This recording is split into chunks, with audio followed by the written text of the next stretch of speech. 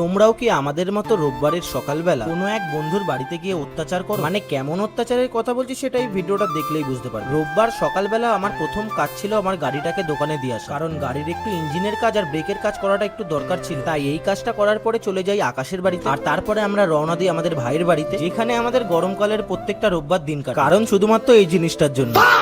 যেহেতু প্রত্যেক রোববার ভাই আমাদের জোর জবরদস্তি করে সকালের টিফিন এখানে করায়, তাই ভাইয়ের মন রক্ষার জন্য আমরা বাড়ি থেকে কিছু খেয়ে আসি না। আর এই ছেলেটা প্রায় দুদিন ধরেই না খাওয়া থাকে। টিফিনের পরে আমাদের একটু ডেজার্টের প্রয়োজন হয়, তাই সেই ব্যবস্থাটাও আমাদের জন্য ভাই করে রাখে। টিফিন করে নেওয়ার পরে আমরা একটু রেস্ট নিয়ে নিই, আর ঘুমানোর আগে একটু আমলিচু খেয়ে নিই। তারপরে টাম্পুকে বলে দেওয়া হয়েছিল আসার সময় একটু পরোটা নিয়ে আসার জন্য, তাই ভাই সবার জন্য পরোটা নিয়ে আসে। হ্যাঁ, তবে সেটা সবার নিজের নিজের টাকা, বিনা পয়সা এখানে কেউ কাউকে 20 পর্যন্ত খাওয়ায় না। আর এই গরমকালে আমরা কেউ বাইরে পরোটা খাই না, কারণ ভাই আমাদের ওই সূর্যের গরম গরম তাপে গরম গরম পরোটা খেতে বারণ করে। তাই আমরা ওর মুখের দিকে তাকিয়ে শীতল পরিবেশে পরোটা খাই। যাই হোক, আমরা খেয়ে দিয়ে রেস্ট নিই। দেখা হচ্ছে পরের ভিডিও।